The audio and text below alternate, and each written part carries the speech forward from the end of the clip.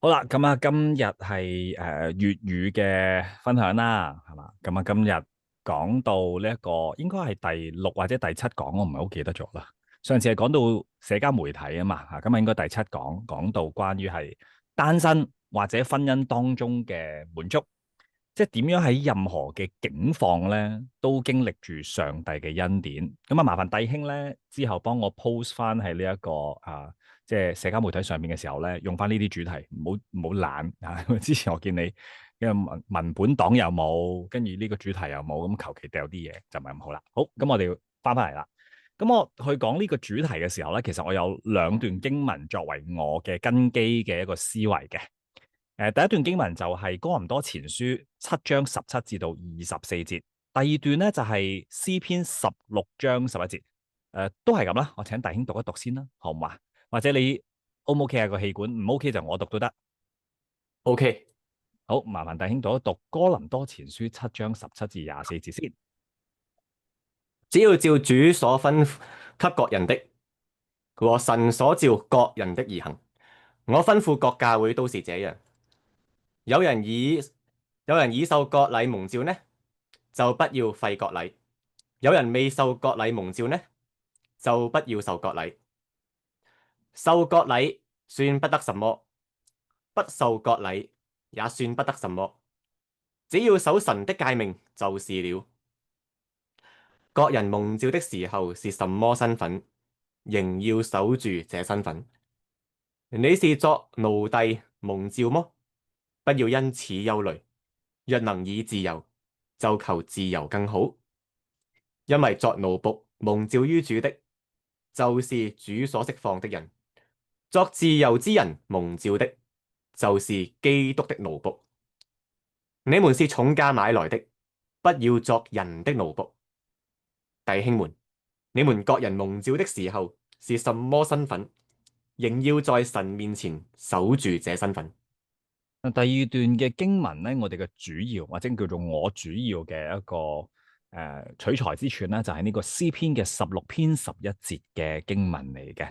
呢個都係好值得我哋去反思嘅一節經文。呢度咧就咁講嘅，你必將生命的道路指示我，在你面前有滿足的喜樂，在你右手中有永遠的福樂。唔知大家羨唔羨慕呢樣嘢啦吓？咁啊，其實我想同大家講一個，即係今日好重要，同大家講一個。可能每個人內心都係一個好深處嘅一個渴望啊，就係一個我哋喺呢個世代裏邊咧最為焦急或者憂慮嘅一個問題啊，就係嗰個關於滿足嘅問題。唔知大家有冇聽過啦嚇？好多甚至乎基督徒啦，我 call 住先啊，都會話人最緊要開心嘅啫，咁樣成日將開心當為最重要嘅一個信息嘅狀態，或者一個叫追求目標，人生係淨係為咗開心，開心就好似乜都得，係嘛？當然佢唔敢講殺人放火都得啦，咁但係你會發現佢好多好奇怪嘅現象，佢真係嗰啲人都好誠實嘅啊。雖然佢做咗好多身份出嚟，但係佢好誠實地乜嘢咧？就係一去到任何嘅事情，首先諗嘅係自己心情，係咪？所以佢最緊要自己開心，自己心情過到去就算啦。而呢個開心，原來佢哋都唔知道自己係沉淪咗一個地方，佢哋唔知道所謂嘅開心背後有一個動機，係因為佢需要被滿足，佢需要喺一個人生裏邊得到滿足啊。如果佢唔滿足咧，佢就好焦慮嘅。譬如即係一段關係嘅裏邊啊，希望對方滿足自己，咁滿足咗佢就會開心，開心只係一種結果，真實佢想要嘅係嗰個滿足感。所以我想講啦，無論我哋係單身、戀愛緊嘅、已婚嘅、離咗婚嘅，或者係孤家寡人都好啦。無論喺社交媒體嘅動態睇嚟幾咁好似光鮮亮麗啊，或者我哋一個人而家喺間屋入邊感覺到好孤單都好，我哋嘅心入邊咧最 deep 嗰層，即係最深處嗰層啦，都喺度尋求緊一種冇辦法被搖動嘅滿足感。我哋希望擁有嘅，每個人都。同埋希望自己係一個完整嘅人嚟噶，或者一個狀態裏邊嘅完整。我哋每一個人都甚至乎好希望自己喺整個同人又好，同邊個都好嘅關係裏邊咧，係完全俾人去認知自己噶。所謂嘅認知咧，就唔係乜都俾人知，因為好多人做壞事唔想俾人知嘅，而係希望對方能夠了解自己，珍惜自己、同情自己，亦即係我想講嘅，一個人係希望被其他人無條件咁接納自己嘅。而呢一種嘅渴望咧，唔係墮落後嘅景象嚟嘅，呢個係神咧放喺我哋裏邊嘅嗰個狀態嚟噶，本身係好嘢嚟嘅，因為係神創造噶嘛。不過我哋最大嘅問題係乜嘢咧？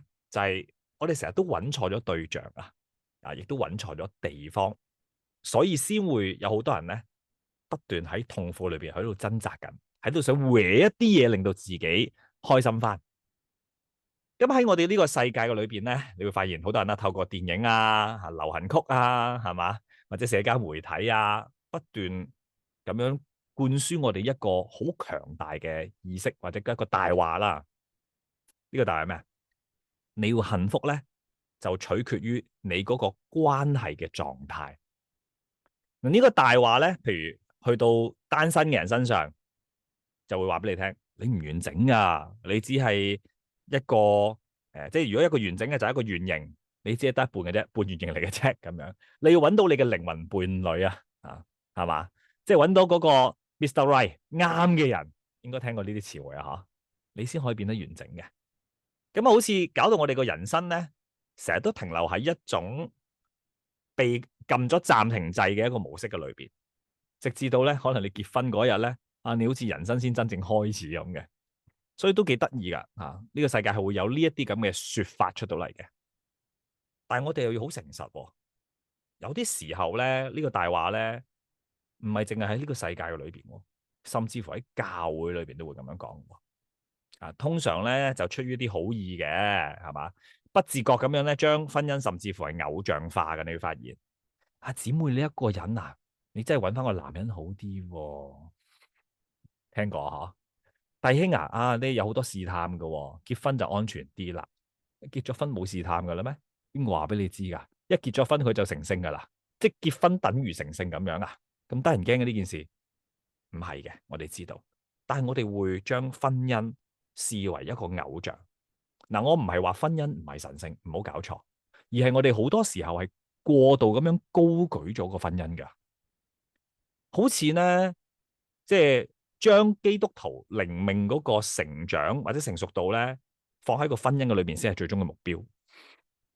當然啦，我哋亦都會發現另一種嘅狀況出現嘅，就唔係好刻意嘅，但係就不自覺咁樣無意之間咧，就將一啲單身嘅人咧，教會裏邊會好似睇作為一個次等公民嘅狀態，或者係一種佢需要俾人解決佢有問題呢個弟兄咧仲單身緊，係咪要揾個伴侶俾佢咧？個姊妹即係單身咗咁耐，咁佢有弟兄喺佢隔籬，有男人喺隔籬，佢話好危險咯咁樣。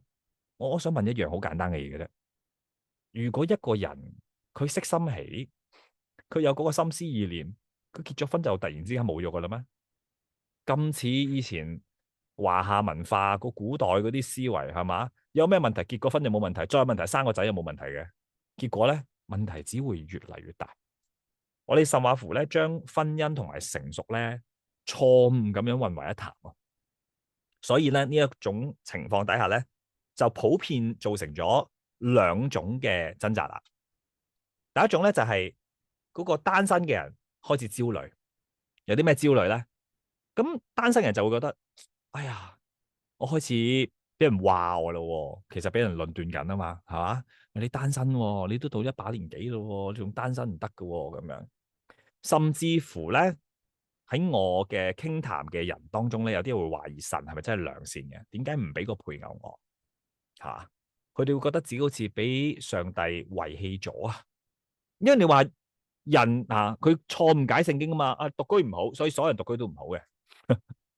佢就誤解咗神同亞當嗰句嘢嘅說話，佢唔理解到嗰句嘢係有使命感喺入邊嘅，佢只係覺得結婚先係完美，所以佢單身好唔完美嘅，佢係被上帝遺棄嘅，佢會覺得。咁對於已婚嘅人又點咧？你唔好以為已婚就好，甚或乎已婚嘅人聽到呢種狀況，佢唔係覺得完美，佢會有絕望嘅態度。你話我講到婚姻咁好都會絕望？會噶，你諗翻起好多人進入咗婚姻之後咧，即係開始發現佢期待好耐嗰個完整咧，其實佢冇自動埋身㗎，係嘛？即係你結咗婚係咪代表你嘅人生完整咗？然之後就即係王子公主幸福快樂生活到結束啦咁樣？唔係嘅，嗰個唔係童話故事，嗰個係現實世界嚟嘅，我哋活緊嘅係。跟住點啊？咁咪仍然感到空虛咯，咪仍然感到有孤獨咯，甚至乎更加糟糕嘅就係有一班人可能會試圖喺自己配偶身上咧，去揸取一啲只有神先可以俾到嘅滿足感噶，可能會要求啲配偶嚟扮演神嘅角色啦，係嘛，嚟滿足自己各式各樣嘅情感上嘅慾望啊，唔係身體上，情感上嘅慾望。咁當然結果我哋會預計得到，會好失望，亦都會令到個配偶好大壓力嘅。所以咧，我希望大家去認識呢啲嘢嘅時候，重新將整個根據去翻聖經嘅裏邊，上帝嘅說話當中嚟破除翻呢啲嘅大話，嚟睇翻究竟係乜嘢回事。所以咧，呢個就係我哋今日嘅一個信息嘅核心嘅主題啦，就係嗰一份我哋真正渴求嘅滿足咧，嗰份嘅完整咧，絕對唔係來自一種嗰個環境啊，嗰個情況啊，唔理你係單身定已婚，而係嚟自一個有位格嘅對象，嗰個就係主耶穌基督。所以咧，我等陣間會有兩段經文要同大家去查考嘅。首先咧，我哋可以去不如睇而家都開咗呢度啦，不如就查呢度啦，睇下詩篇嘅16篇11節啦，係嘛？呢段經文會話俾我哋聽，滿足嘅終極源頭喺邊度嘅。咁啊，睇完呢度之後咧，嗱，我哋唔使跳經文住啊，我講住先啦。咁啊，睇完呢段之後咧，我哋就可以睇下哥林多前書嘅7章17至到24節，頭先讀過噶啦，弟兄幫我哋。咁呢段經文就話俾我哋聽，點樣喺我哋嘅每個人唔同嘅狀況裏邊咧，去活出呢一份滿足嗰個嘅原則，點樣得到嘅咧？咁樣，我哋睇下呢篇啦，我哋再讀多次好嘛？嗱，呢度係咁講嘅，你必將生命嘅道路指示我，在你面前有滿足嘅喜樂，在你右手有永遠嘅福樂。我每次讀嘅時候，其實我自己好振奮啊！我唔知你聽嘅時候會唔會覺得火熱起嚟啊？聽到呢句嘢係嘛？有衝勁啊！我好想侍奉神啊！咁樣基督徒會唔係基督徒應該冇呢樣嘢噶？呢個係整本聖經裏邊關於喜樂最偉大、最絕對、直接嘅一個宣告嚟嘅。你留意到？你留意下大衛嘅用詞啊，佢唔係話都有啲啲開心啦，都 OK 啦，唔錯啦。佢點講啊？係滿足嘅喜樂啊 ，fullness of joy 啊，唔係嗰種短暫嘅喜樂，係永遠嘅福樂啊 ，forever 嘅，永永遠遠唔會終止噶，唔會終止係咩咧？我哋知道有一日天地都要燒毀，都要過去啊，聖經形容過噶嘛。咁即係話呢一份嘅滿足，呢一份嘅喜樂，唔係基於環境膚淺嘅快樂，而係一種好深刻、永恆嘅超越環境嘅一個滿足嚟噶。係咪好想得到咧？咁你就會問啦。咁呢份嘅滿足嘅喜樂喺邊度可以揾到咧？經文好清楚，佢話喺邊啊？在你嘅面前，你望緊面前，唔係望緊個，唔係望緊個熒幕睇到我啊，嚇親人噶啦，咁就會。跟住咧，佢又講啦，呢份永遠嘅福樂喺邊咧？喺你嘅右手。當然呢個你係指上帝啦。所以弟兄姊妹或者各位朋友，呢個係我哋必須要建立嘅第一個真理嘅認識嚟噶。喜樂最終唔係一嚿嘢嚟嘅，亦都唔係一種關係，而係一個地點。嗰個就係神嘅同在啦。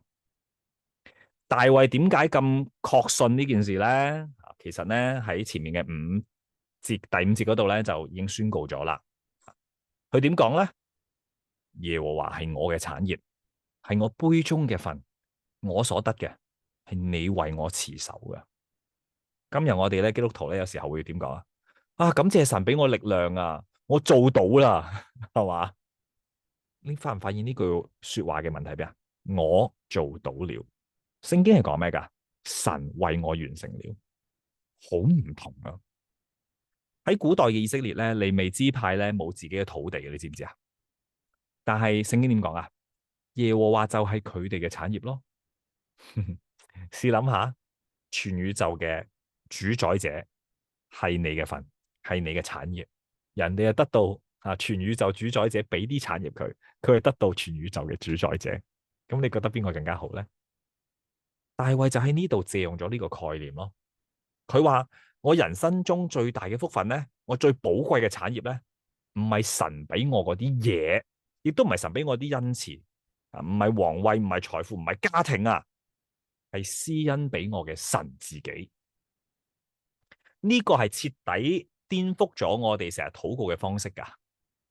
我相信好多人嘅祈禱係點樣噶？神啊，求下你啊，俾我咧一份工作啊，一個配偶啊，一個細路啊，一個健康嘅身體啊，係咪好多嘢求噶嘛？我哋賜俾我哋，然後我就好喜樂啦，跟住就可以講句感恩。但係大衛嘅邏輯係乜嘢啊？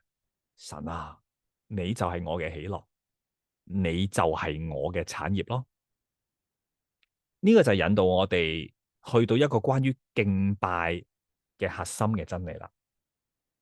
根據聖經上帝嘅說話咧，我哋受造嘅最終嘅目的咧，就係榮耀上帝啦，並且係以佢為樂，直到永永遠遠。呢個亦都係Westminster 即係惠斯敏特小要理問答或者大要理問答都好啦，要理問答裏邊嘅第一問同埋第一答嚟噶。人活着嘅意義係乜嘢啊？咁樣咪就係榮耀神，同埋喺榮耀神嘅當中享受佢咯，係永永遠遠噶嗰個享受。榮耀神，以神為樂，呢兩者咧唔係分開嘅事嚟嘅。事實上咧，呢兩者之間係有絕對嘅因果關係噶，就好似好多神嘅僕人咧都會指出嘅。當我哋喺神嘅面前或者神嘅裏邊得到嗰個最深嘅滿足嘅時候咧，神就會喺我哋嘅身上咧係彰顯到佢最高嘅榮耀噶啦。嗱，相反都係一樣嘅啫。你諗下呢句說話嘅意思，神命令我哋喺佢嘅裏邊揾到喜樂，點解咧？平時你喺邊度揾喜樂噶？定係頭先嗰啲禱告？父母、妻子、兒女、自己性命、財產、健康等等，係嘛？弟兄姊妹嗰啲，唔喺神嘅裏邊。你要明白一樣嘢，因為喜樂咧係我哋心靈嘅一個燃料嚟噶。如果我哋追求嘅嘢唔係上帝自己，咁我哋就會將嗰樣嘢視為我哋嘅喜樂來源噶啦。因為你追求緊啲乜嘢，你就承認緊嗰樣嘢就係你喜樂嘅根源咯。所以做一個基督徒咧，唔理佢係單身定係已婚，佢發自內心向世界宣告嘅咧，得一樣嘢嘅啫，就係唯有耶穌基督可以滿足我。我再講多次，唯有耶穌基督可以滿足得到我，好實在嘅呢樣嘢。而且咧，呢個係讓每一個基督徒真正可以活出嚟嘅時候咧，即係得到呢個滿足嘅時候咧，就係用緊我哋嘅人生，大大聲咁樣同呢個唔信嘅世界喺度宣告緊，基督係比婚姻更加美好，比呢個世界上一切更加寶貴。你又唔使同佢講啦，啊神造神創造係嘛，人犯罪，耶穌拯救，唔使講咁多無聊嘢。你嘅生命嘅呈現係好實在嘅呢樣嘢。呢個就係點解詩篇16篇11節話俾我哋聽呢一個嘅重要性啦。如果你諗下啦，一個人咧試圖喺婚姻嘅裏邊，或者係任何嘅受造物裏邊啦，去揾詩篇16篇11節裏邊所謂嘅滿足嘅喜樂嘅時候咧，個結果係點啊？肯定失敗嘅，你唔會成功噶。你會將嗰個神俾你嘅恩典成為個偶像噶，因為神已經命定咗嗰份真正嘅絕對嘅滿足，只可以喺一個地方揾到啊嘛，就係佢嘅同在嘅裏邊啊嘛。嗱，如果我哋話詩篇16篇嘅呢一度呢，係我哋嘅一個基礎啦，即係真正嘅滿足係在於神自己嘅話，咁我哋就要講啦，哥林多前書嘅第7章呢，就係我哋處境上面應用嘅層面，即係話我哋點樣喺現實生活裏邊去活出呢一份嘅滿足。我哋可以去睇下呢個哥林多教會嘅狀態。講哥林多教會咧，我先提少少啦。使徒保羅寫信俾哥林多教會嘅時候咧，有睇哥林多書信都知噶啦，係嘛？嗰度嘅情況係好糟糕嘅，好混亂嘅，唔係一個好好嘅教會嚟嘅。佢哋對福音咧係產生咗嚴重嘅一啲誤解啦。有啲人就認為佢哋信咗主啊嘛，成為新造嘅人啦。咁所以佢哋過去一切嘅世界嘅關係都唔緊要噶啦，甚至乎咧想要離開嗰啲唔信嘅配偶或者離婚啦咁樣，有啲人咁諗噶。同時咧有另一啲人咧覺得係因為佢哋外在嘅身份咧就感覺到好焦慮啊。例如一個外邦人信咗主，佢就諗我要唔要受割禮咧？咁樣會唔會更加似猶太人先可以更加屬靈咧？佢哋有啲咁嘅疑問噶。甚或乎咧，一個奴隸信咗主，佢都會諗：我點樣可以喺奴隸嘅身份裏邊去榮耀神咧？我一定要爭取自由先，我自由咗就可以榮耀神啦。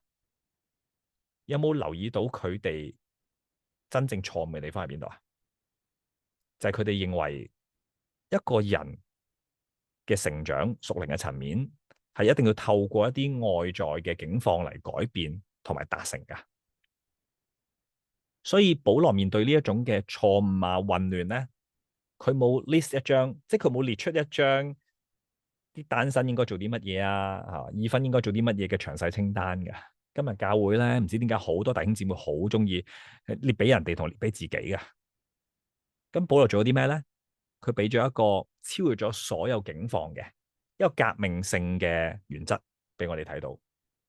佢喺呢個短短嘅8節嘅經文裏邊咧，3次重複咗呢啲原則。例如第17章講咩咧？唔係17節，17章17節裏邊講乜嘢咧？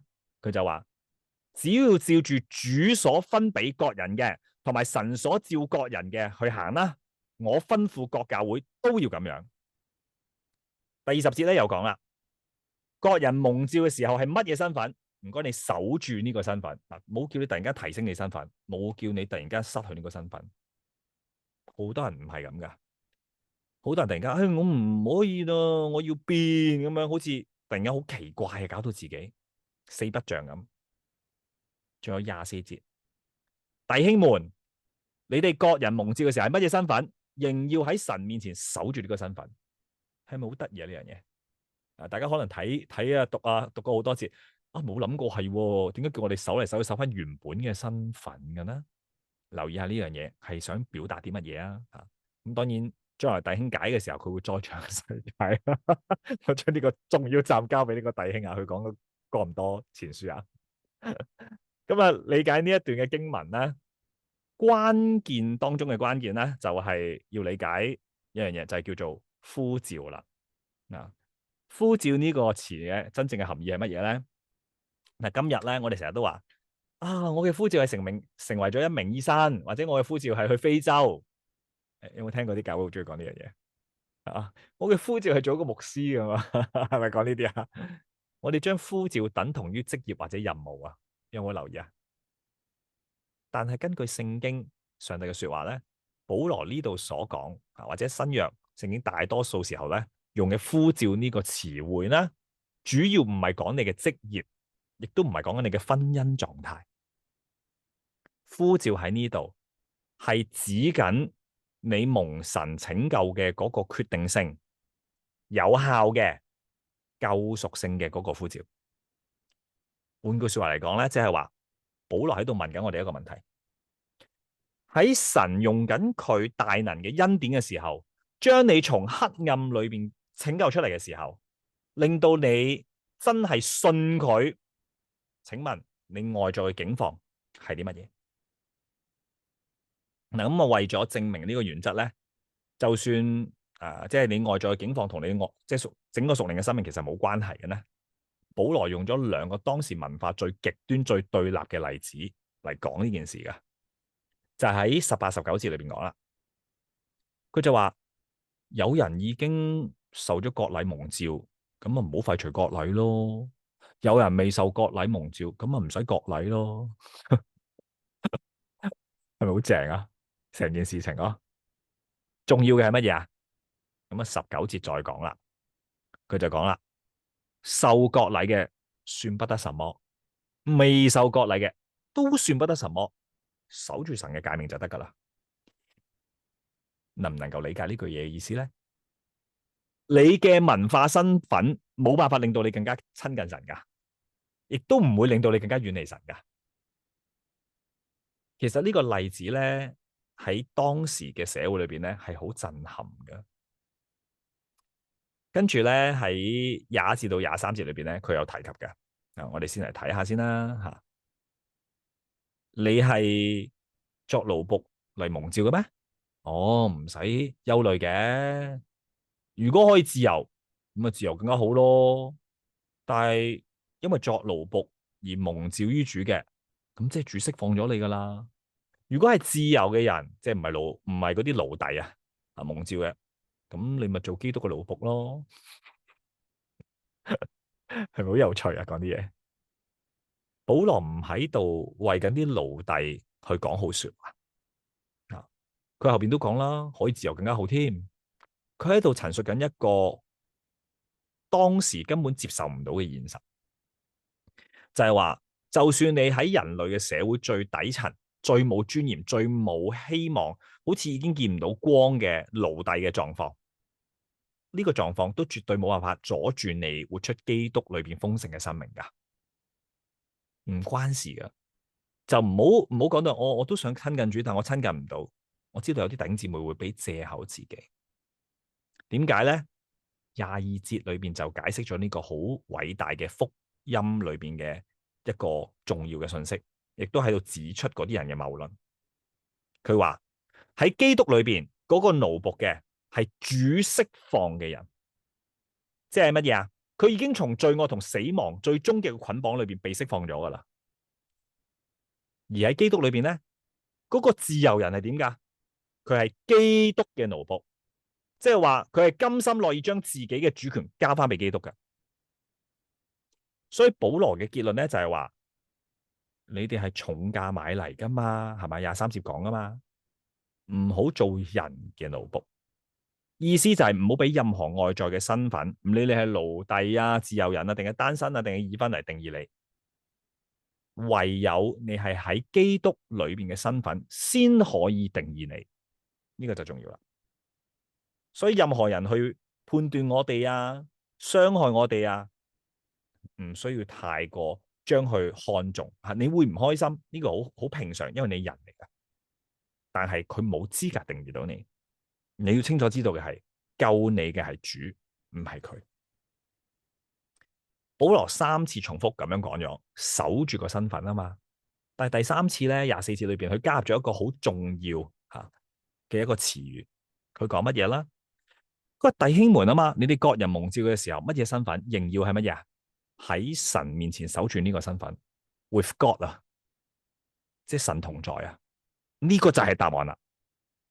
嗱，我哋就好似哥林多教會一樣噶。呢個屬世嘅邏輯係乜嘢啊？如果我改變咗我而家嘅狀況咧，咁我就可以更加榮耀上帝啦，咁就更加得到滿足啦。例如單身就可以變到已婚啦，奴隸變到自由嘅人啦。我做得壞事多，我而家咧做多啲好事，有冇咁諗過？我以前都有，我覺得做多啲好事好似好榮耀上帝嘅。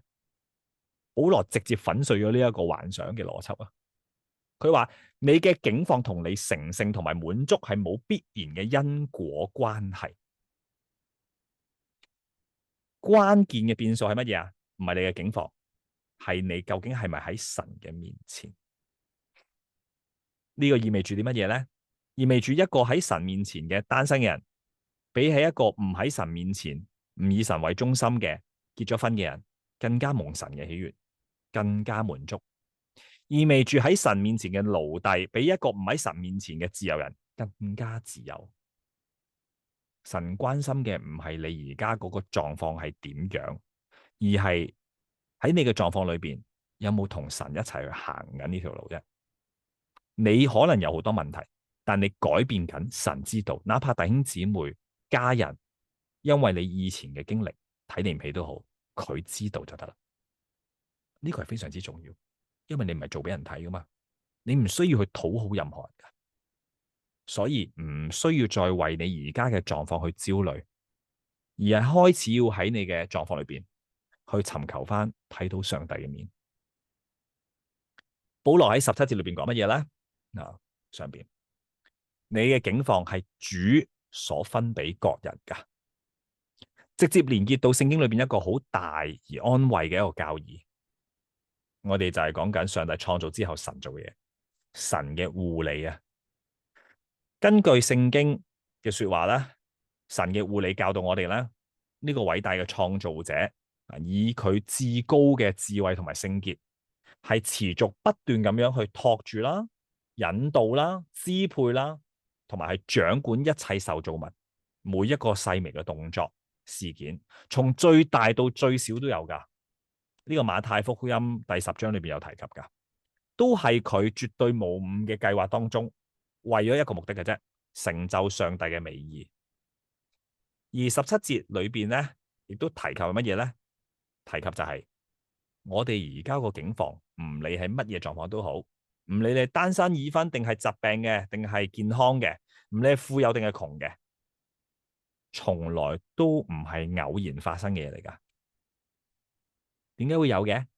呢個係智慧嘅、慈愛嘅父嘅安排。如果你愛嘅係對象係上帝，你信任嘅係佢，哪怕你目睹嘅而家嘅安排唔係你想要嘅，你都因為信任，你會行落去噶。所以咧，我哋喺境況裏邊咧，尋求嘅滿足，唔係一種好消極嘅宿命。唉，反正都係上帝定咗噶啦，冇計啦，我都冇法子啦，唔係噶，而係一種好積極嘅信靠咯。我信靠嗰一位分派俾我喺呢一個時間、呢一個地點嘅天父，佢本身嘅意思就係美好嘅，佢一定會喺我處於佢安排嘅時間段裏邊，令到我成長。我相信，縱使我而家係無知睇唔見，呢個係重點。你諗下，詩篇16篇咧就話俾我哋知道，滿足係神嘅同在啊嘛。而哥林多前書第7章就話俾我哋知道，乜嘢境況都可以同神同行噶。咁我就問啦，點解我哋成日都會仍然感到好似唔滿足嘅咧？嗱，呢個問題都要處理噶，係嘛？諗下，點解你或者自己或者我啦，點解我哋成日都唔滿足嘅？呢樣唔滿足，嗰樣唔滿足，係嘛？成日有抱怨，成日好似悶悶不樂，點解呢？知唔知道人嘅問題喺邊度啊？答案就係我哋個心咯。我哋個心本身就唔係用嚟敬畏神噶，墮落咗之後用嚟做咩噶？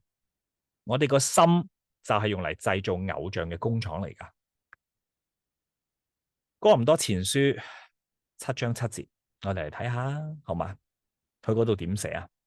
保羅就話啦：我願意所有人好似我一樣講單身啦，只不過人領受神嘅恩賜，一個係咁，一個係咁，另一樣。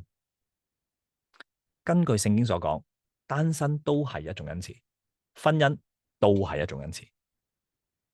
我哋最大問題係乜嘢啊？係我哋將神所賜嘅好嘅恩賜變成咗我哋心裏邊最終極嘅嗰個事物，呢個就係偶像嘅定義啦。終極對象應該係上帝本身噶嘛，但係我哋竟然將美好嘅嘢當咗最終極嘅目標咯。而關係嘅偶像化，其實係一種雙重戰爭嘅狀態嚟噶。嗱，我同你哋慢慢解釋啦，邊雙重戰爭啦，好嘛？第一種咧就係嗰個，先講單身啦，好嘛？單身嘅狀態先啦。單身嘅狀態係一種渴求嘅偶像。當你仲係單身嘅時候，你嘅試探就係將婚姻或者關係當咗做偶像，即係你渴求一段可能係失去咗嘅關係啦，咁樣係嘛？有時候你可能愛上一個人，突然冇咗咁樣，你咪有呢種嘅渴求咯。你可能會被世界嗰啲大話誤導咗你啦，會相信婚姻即係等於幸福婚姻等於成熟教會裏邊都會咁講好奇怪噶。或者你對婚姻嗰個渴求嘅本身就係已經係一種偶像嘅狀態咯。呢個就係十誡裏邊最後一個警告講嘅嘢乜嘢啊？唔好貪戀你鄰舍嘅妻子或者丈夫。你話吓，唔係犯奸人咩？唔係啊，羨慕人哋嘅狀態啊。你知唔知第十誡講咩？究竟好多人就話不可貪心咁樣，貪心啲乜嘢咧？唔好去妒忌人哋所擁有嘅一切，嗰個唔係上帝俾你噶嘛。你貪戀一種你而家未有嘅嘢，你就係問題點解佢同佢關係好嘅？冇搞錯，咁呢啲都係問題嚟噶。當你將揾到另一半當為你人生首要嘅目標嘅時候咧，你就已經拜緊偶像噶啦。第二種嘅戰爭狀態就係對已婚者嘅。結咗婚嘅人點啊？佢喺度揾緊一個完美嘅偶像。你諗下結咗婚試探佢從來冇結束過噶，好多人都唔知點解講啊嘛。未結婚結咗婚搞掂，你真係搞掂，搞掂咗自己啊！用呢個心態，佢只不過改變咗佢嘅形態啫嘛。你嘅試探就係將配偶或者完美嘅婚姻當咗做一個偶像咯。你可能會期待緊就係你嘅配偶嚟完成我哋啦。本身係我，而家係有我哋啦，好完美啦，係嘛？本身係一個男子加多個女子就係好字咁樣，好中意玩中文字噶嘛啲人。可能你期待緊你配偶身上得到一啲完美嘅幸福，或者一啲絕對唔會發生衝突嘅，絕對唔會嗌交嘅嗰種生活，呢啲都係偶像嚟噶。當你咁樣做嘅時候咧，你就係要求你嘅配偶扮演神嘅角色，佢絕對不能錯啊嘛。可能唔係配偶，可能弟兄姊妹，可能你嘅家人都係咁。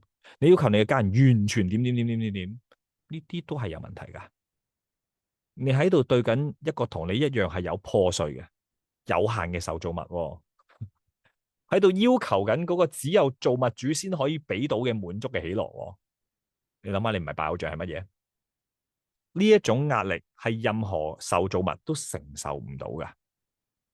呢個就係點解今時今日咁多嘅婚姻裏邊會充滿住失望埋怨苦毒跟住離婚甚至係互相廝殺咁佢將對方當偶像，佢要將對方擺喺個神嘅位置，而對方做唔到神做嘅嘢好痛苦啊！跟住跟住好快就問，佢揾第三者，佢紅杏出牆，就會睇到淨係呢啲，睇唔到原來自己可能都有問題。唔係話去揾第三者個冇問題，而係自己都需要檢討自己嘅問題。你越係希望喺婚姻裏邊去揸取對方有嘅神聖嗰個滿足嘅時候咧，你就越快咁樣去扼殺咗佢嗰個人性應該俾到你有嘅滿足噶，因為你當咗佢上帝啊嘛。所以我哋就要知道一樣啦。如果咁樣講嘅話，即係話我哋嘅狀況，唔理你係單身定係已婚，都唔係我哋最終答案咯。我哋最大嘅問題係偶像崇拜。咁我哋嘅答案係應該係乜嘢咧？點樣解決咧？其實咧唔難噶，就係要學習一樣嘢。我哋要開始學習停止往外看外表，亦都停止往內看，不斷喺度睇自己照鏡，而係麻煩你學識仰望呢兩個字，即係向上睇，注目翻耶穌基督，你先可以有個安穩，有個滿足。聖經裏邊咧有句好爆炸性嘅宣告啊，我哋嚟睇下好嘛？哥羅西書2章9至到10節啦。哥羅西書，弟兄幫我讀一讀啊嘛。因為神本性一切的豐盛都有形有體的居住在基督裏面，你們在他裏面也得了豐盛。他是各樣執政掌權者的元首。你睇到呢句說話或者聽到呢句說話，請大家將呢句說話好深刻咁樣印喺你嘅心上邊啦。呢個係作為一個基督徒，作為一個真正信主嘅人，必須要明白嘅嘢。你要明白到乜嘢咧？你作為一個基督徒喺基督耶穌裏邊，你已經係完整噶啦。你唔係一個爭一半嘅人啊，唔係喺度等緊另一半嚟令到你完整啊。要明白到就係神本身係豐富嘅，佢同我哋一齊，而我哋喺基督嘅裏邊，我哋擁有咗呢一切噶啦，我哋係完美噶啦。你唔需要去揾個配偶嚟令到你更加完美噶，有係佢俾你嘅恩典，但係你唔需要，你都係完整噶。你要接受嘅挑戰就係你唔好去揾一個完整翻嚟，而係活出你已經擁有嘅完整咯。呢個就係聖經俾我哋見到嘅答案咯。保羅吓，一個喺羅馬監獄裏邊嘅囚犯，佢喺腓立比書第4章11至到13節裏邊宣告咗一個佢知足嘅秘訣。佢點講咧？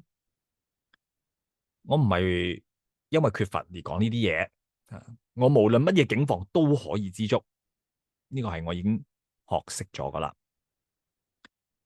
我知道點樣卑賤，我知道點樣處於豐富或者飽足，或者飢餓，或者有剩嘅，或者缺乏嘅，隨時隨地我都攞到呢個秘訣噶啦。你留意一下，佢話知足係需要學習嘅，係嘛？佢學會咗嘛？佢話唔好諗住佢會自動發生我想耶穌啊，我會知足噶啦，唔會，你要學噶。咁佢嘅秘訣係乜嘢啊？13節，弟兄用雄壯有力信嘅聲音嚟讀出嚟啊！我靠着那加給我力量的，凡事都能做。我哋根據上下文正確去試下理解呢節經文好嘛？保羅唔喺度灌輸緊，或者佢講緊一夜之間突然之間即係佢唔係俾緊一個意識你話，嘿，我聽日就做羅馬皇帝啦，我做咩都得嘅咁樣，唔係啊，係根據12節去講呢句說話噶。佢所講嘅凡事係乜嘢啊？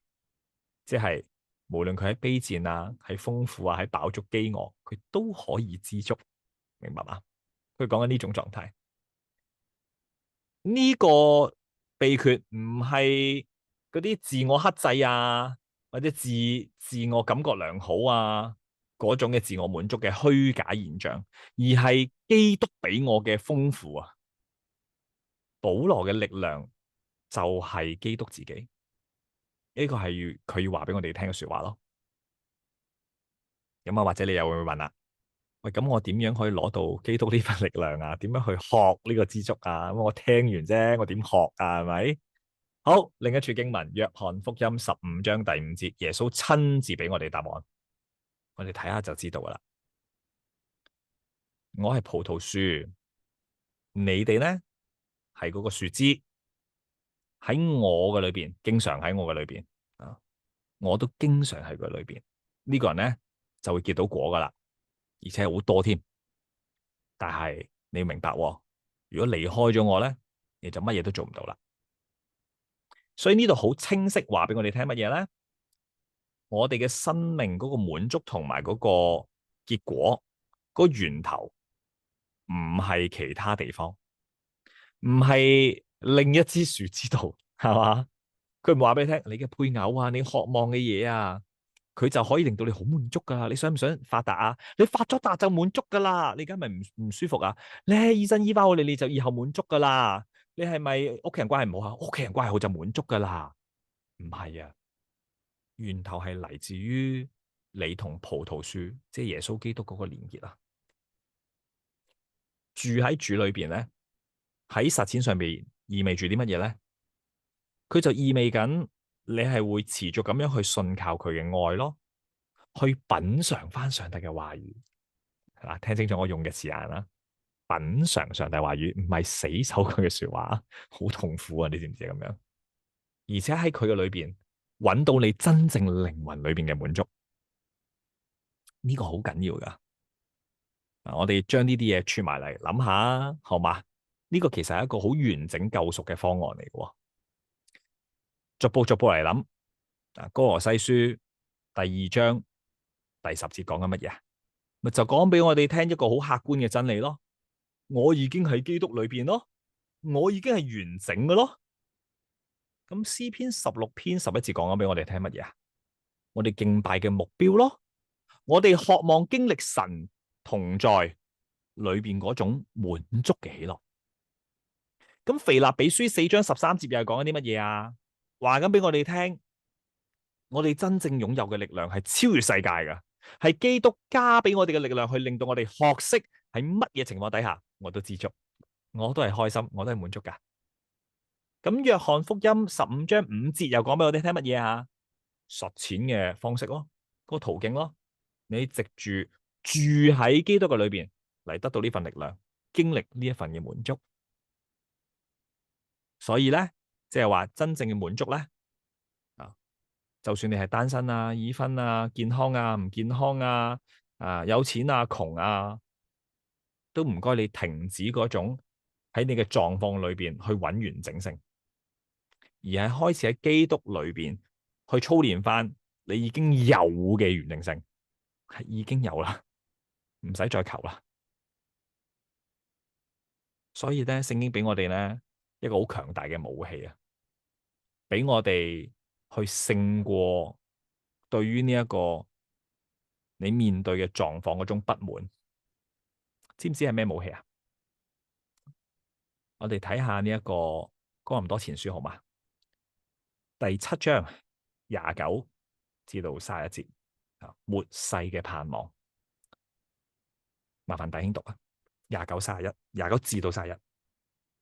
弟兄們，我對你們說，時候減少了，從此以後，那有妻子的要像沒有妻子，哀哭的要像不哀哭，快樂的要像不快樂，置買的要像無有所得，用世物的要像不用世物，因為這世界的樣子將要過去了。我想問下大家，你哋覺唔覺得保羅好似貶低緊婚姻啊？唔覺啊，吓，咁就恭喜你啦，因為佢真係冇貶低過噶。咁保羅做緊啲乜嘢咧？保羅做緊嘅就係對末世論嘅一種調整啊，因為好多人已經搞亂咗啦，特別哥林多教會啊，佢將婚姻同埋一切俗世嘅境況咧相對化，唔係絕對翻。佢話嘅，無論你婚姻嘅喜樂，定係單身嘅感覺嘅孤獨，都即將到來嗰個，即係同嗰個即將到來嘅永恆相比啦，都係短暫嘅啫，暫時嘅咋。你睇翻聖經嘅說話，婚姻又好，單身又好，呢兩種狀態其實得一個作用嘅咋，預表係嘛，指向一個更加偉大嘅事實。婚姻指向緊乜嘢噶？大家記唔記得？地上婚姻係好噶，但係佢預表緊嘅係以弗所書裏邊所講嘅嘢咯，就係基督同埋教會咯，嗰個捨己永恆嘅愛咯，係嘛？單身咧，單身指緊嘅係乜嘢啊？合神心意嘅單身啊，我講緊，咪就係講緊關於係更加清晰向呢個世界去宣告緊，我哋喺基督裏邊嗰個屬靈嘅家庭，即係教會啊，先係永恆噶。地上血緣關係暫時噶咋，佢預表緊，亦都講緊就係關於復活裏邊嘅人，人唔娶亦都唔嫁，係嘛？馬太福音22章30節有講噶嘛？呢個最終極嘅狀態咯。所以更在乎嘅究竟係乜嘢咧？今日唔係叫大家唔好理屋企人啊，唔好搞錯我嘅理論啊，係講緊你有冇視神為首位，你有冇呢個心意咧？好多教會已經亂七八糟到一個地步，成日喺度高舉地上嘅婚姻啊，喺度高舉緊人嘅財富啊，覺得用人嘅成就可以炫耀神，係咪？揾個明星嚟做見證，揾個經濟學家嚟做見證啊？我真係唔見咧，即係好少啦，唔好話唔見啦，好少見到教會會做咩咧？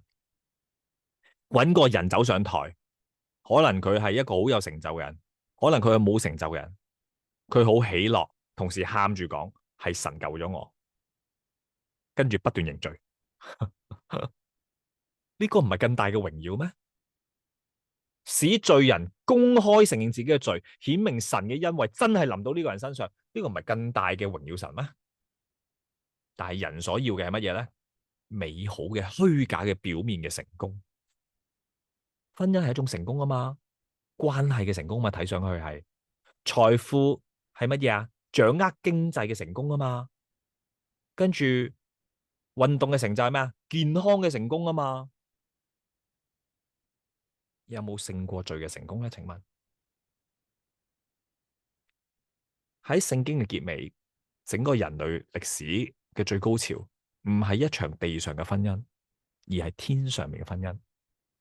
我哋睇下啟示錄好嘛？第19章第7節同埋第9節啦。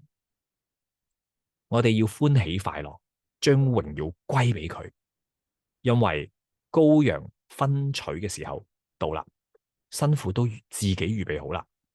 第9節講乜嘢？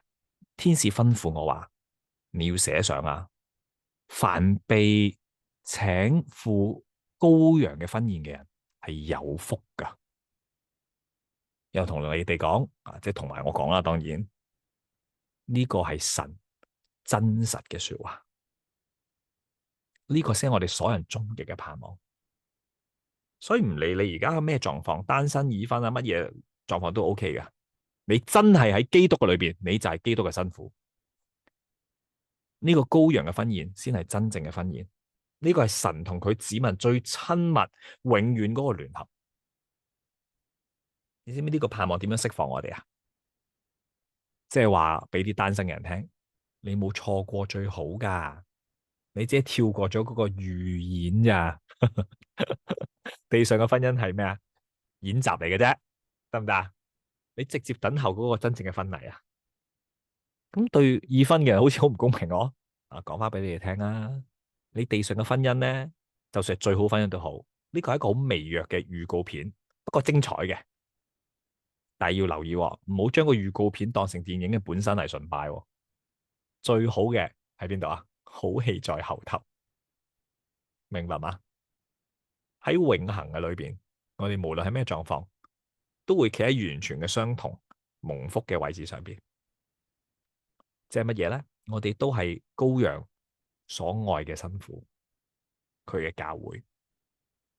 所以咧，各位弟兄姊妹或者朋友啊，如果你信主嘅，聽朝你瞓醒嘅時候咧，你應該咁樣喺哥林多前書7章24節咁樣提醒我哋再次，我哋喺基督裏邊係滿足噶。我哋應該咧係喺嗰個神俾我哋嘅狀況裏邊去活現出嚟。呢個應用咧唔係一種律法啊，唔係靠你自己努力去做。呢個係福音嘅果實，係靠基督嘅加力住喺主裏邊自然流露嘅。就好似我前日所寫嘅文章裏邊一樣，一個鐘嘅核心嗰個發條啊，裏邊嗰個發動，我哋叫中心啊，一個鐘嘅心。另一個就係嗰個時分秒嗰啲針指針。喂，呢個鐘點樣先係正常運作啊？你話誒，佢嗰啲針喐咪係正常咯？啱，你講得冇錯。係咪因為佢個針喐，即係你揾隻手係咁撥個針喐，咁啊呢個鐘叫正常咧？唔係噶，你點樣撥佢？你靠你嘅努力撥嗰個針，佢都係唔正常，啱唔啱？除非佢由個心嗰個核心裏邊嗰個發條裏邊嗰個齒輪開始喐，格格格格喐，個指針先會正常喐。即係咩咧？係因為個核心喺度轉動緊、運作緊、正常運作緊，個指針先可以正常顯明。所以行為同信心唔可以撈亂噶。你唔係做行為做得好就叫基督徒噶。你搵隻手係咁喐嗰個指針，你會有一日頂唔順噶，會攰噶，會假象會假面具會甩噶，各位。但係如果你個心係被更新變化就唔同啦，佢喐緊噶嘛，你瞓緊覺佢都喐緊噶嘛。咁啊，有啲人咧我今日同我媽咪即係搭巴士，咁啊同佢講開我呢篇文章啦，前日嘅嗰篇文章，咁樣講到呢個鐘嘅心同埋呢個鐘嗰個指針，我就講咗一個新嘅比喻聽。我有時候咧你會覺得你阿仔你就敬畏神，唉，我真係唔得噶啦咁樣。我就話唔係唔得，我話你可能係時分秒嘅分針或者係時針嗰支指針，我係秒針啫，所以呢秒針係喐得比較快噶，但係大家都係同一個齒輪上邊就得噶啦，明白嗎？各位弟兄姊妹，唔好去輕看嗰啲喐得慢嘅，冇佢你唔知道真正時間噶，我哋一齊去合作，一齊去敬畏神，呢個先叫彼此相愛咯。要明白嘅，我哋係靠上帝福音帶出嚟嘅果實，我哋自然咁流露呢個生命出嚟。所以呢，我哋要做嘢係乜嘢啊？要做嘅就係你要停止去等待，開始活現出嚟啦。咩意思呢？我想提大家就係，我先對單身嘅弟兄姊妹講啦，好嘛？因為我哋今日個主題都係單身同埋已婚啊嘛，相關嘅。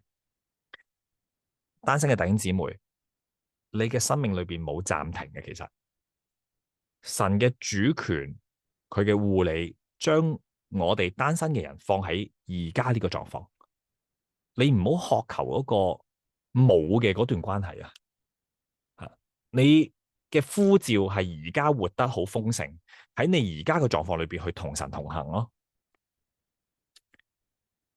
保羅喺哥林多前書7章35節吓，佢講咗單身嘅恩賜係為咗殷勤服侍主，冇分心嘅事情。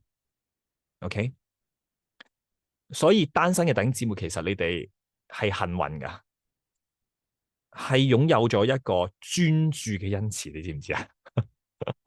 好正啊，真係比已婚嘅人更加擁有自由嘅時間，可以更加集中精神，更加靈活嘅資源啊！所以你要諗點樣利用呢份恩賜去建立神嘅國度，嚟服侍教會，關懷嗰啲被遺忘嘅人呢？呢個係我哋可以做噶嘛？有時候可能會覺得孤獨嘅，我知道有啲弟兄姊妹有同我講過，但係咧，聖經再次提我哋咧，最終嘅答案唔係一個配偶嘅身上咯。首先個答案就係更加深入去浸淫喺神嘅裏邊啊！即係頭先我所講嘅詩篇16篇11節，嗱，我哋今日主題嗰個經文之一，喺禱告裏邊同埋默想當中去同神再次親近，然後咧就係可能你會用到一句經文啦，係嘛？創世紀2章18節講嗰個人獨居唔好啊，咁樣係嗰個係一個解決方案嚟嘅，但係從來唔係講婚姻嘅，你哋知唔知啊？因為耶穌同保羅都係獨居噶嘛，如果你咁講，佢哋兩個有問題噶啦嘛。咁嗰係講緊乜嘢咧？答案就係委身喺基督嘅身體教會嘅當中，你需要喺教會裏邊主動去建立深刻嘅屬靈嘅盟約嘅嗰啲友誼咯。呢個就係一個答案咯。所以你唔會孤單噶。有弟兄姊妹嘅人孤單，佢應該好有問題，佢應該唔將弟兄姊妹放喺心裏邊係利用噶咋，否則你應該喺裏面係好滿足噶。哎呀，各位弟兄姊妹諗一諗，你淨係每日為一班你淨係識嗰啲弟兄姊妹禱告，你都忙到你唔得閒啦，邊有時間去諗啲無謂嘢啊？係嘛？哎呀，佢好似有呢個需要啊，上帝啊，你不如紀念佢。你諗啊，都可以諗到好多嘢噶啦。委身喺教會嘅當中，咁啊結咗婚嘅弟兄姊妹點咧？學識停止向你嘅配偶去要嘢，去服侍佢啊，好嘛？你嘅配偶唔係你快樂嘅根源啊，基督先係啊，唔好搞錯咗。你結婚嘅目的唔係為咗被服侍噶嘛，而係好似基督一樣去服侍人哋，去捨己，你先結婚嘅啫嘛。唔係你結婚嚟做乜嘢咧？成日喺度等緊啊，我嘅配偶究竟可以為我做啲乜嘢咧？係咪？特別好多姊妹就好中意講呢句嘢嘅。喂，不如去服侍下，或者你開始試下問啦，神啊，我今日點樣效法基督去服侍我嘅配偶？就算佢好似唔係好可愛都好，試下重新定義翻呢個婚姻啦。婚姻嘅重點唔係兩個人嘅快樂啊，你知唔知啊？根據聖經話俾我哋知，婚姻最主要嘅目的係令到我哋聖潔啊，呢個好重要噶。神用婚姻裏邊嘅摩擦啦、失望啦、挑戰啦，開始磨走我哋嗰啲自私啦、驕傲啦，係嘛？仲有自我中心啊，嗰啲偶像啊，令到我哋更加似耶穌基督咯。你嘅配偶包括佢所有嘅缺點，係神用嚟熬練你成聖嘅主要工具嚟嘅，你知唔知？所以你要學識嘅係建立一個以神為中心嘅婚姻咯。嗱，唔係口號嚟噶，我講明啊，你係要實踐嘅。例如你每日邀請對方一齊祈禱，我唔理佢信唔信，你可以邀請佢唔信啊。好啦，我已經今日聽到啦，咁聽日再問咯。佢嫌你煩，你都可以問噶嘛，大佬。當然你都要有改變，你唔好得個表面啊吓。我祈完禱之後就喺度鬧佢啊，就喺度虐待佢啊，咁梗係冇用啦呢啲。一齊祈禱咧，係令到基督真正喺你嘅關係嘅中心位置啊，以佢為首係好緊要噶。你好少同你嘅伴侶一齊祈禱咧，其實你關係係好表面嘅，留意下，你好唔了解你伴侶噶。仲有好實際講俾你聽，你試下一齊去解決一啲衝突啊，唔係單方面認低威。喺衝突嘅裏邊，學習嘅唔係去指責人哋，而係雙方一齊轉向神，去尋求神嘅智慧。呢點係好重要噶。仲有就係更加重要嘅，我知道有啲弟兄姊妹好中意做呢樣嘢嘅，好好嘅，一齊服侍啊。例如，其實以前好多家庭都係咁做嘅，將屋企開放式，將我哋嘅即係教會裏邊嘅已婚嘅弟兄姊妹嘅環境處所成為一個平台。因為好多時候弟兄約弟兄，姊妹約姊妹係比較方便。喂，你一異性就危險噶嘛，有啲即係費事俾人毀謗啊、非議都費事啦。咁夫妻就有呢個優勝嘅。所以譬如個丈夫係做牧師嘅，咁牧師個太太點咧？牧師太太要喺度啊，唔好牧師太太走咗，個丈夫無啦啦約個姊妹，其實唔係咁好噶。嗱，我唔係講緊公開場合約唔得，係私底下一個小房間，盡量唔好。呢個試探大之餘，亦都唔想俾人有話病。夫妻二人喺度就爭好遠啦，成件事係咪？彼此守望，亦都避免咗對方嘅言語。你將婚姻成為一個平台，向呢個破碎嘅世界係嘛，反映出基督點樣愛教會呢個真理咯。呢個係好重要噶，呢個就係婚姻啦。所以一齊去服侍，一齊去禱告，一齊去解決衝突嘅問題。所以我想同各位講，上帝嘅說話今日同我哋好明顯講咗啦。我哋而家個處境咧，唔理係單身定係已婚都好，唔係我哋滿足嗰個決定性嘅因素嚟噶。單身即係主權嘅護理，係神嘅主權護理，將我哋放喺呢一度。已婚都一樣，冇乜分別嘅啫。每一樣嘢都係神為我哋度身訂造嘅，為咗用嚟榮耀佢，並且用嚟幫助我哋成聖嘅工具嚟嘅啫。所以單身嘅唔該啦，唔好再即係突然間問我啦。神幾時先俾我有伴侶啊、結婚啊？就算我唔聽到煩咧，你咁樣問係唔會成長嘅。咁當然結咗婚嘅弟兄姊妹都唔好再問啦。神啊，點解你俾我婚姻咁痛苦啊？咁樣或者我點樣先可以改變我嘅伴侶啊？等佢信主啊？唔好問呢句嘢，而係我哋從今日開始問一個正確嘅答案得唔得？上帝啊，我點樣喺今日呢一種嘅狀況裏邊無論我係一個好安靜嘅單身嘅環境，定係可能我喺一個好嘈吵嘅家庭裏邊，都經歷你頭先喺詩篇16篇11節裏邊教導我所應許嘅嗰個喺你面前有滿足嘅喜樂咧。有冇答案啊？各位，有噶。轉眼仰望耶穌啊，呢個就係答案啦。住喺佢嘅裏邊，信靠佢嘅豐富，安息翻我哋喺基督裏邊嗰個身份，因為佢喺裏面，所以我哋係已經豐盛噶啦，已經完整噶啦，唔需要再去求其他嘢噶啦。我哋好多怨言得一個原因，唔認為上帝係完整噶。所以希望各位弟兄姊妹好好思考，願上帝賜福俾大家。今日講住咁多先。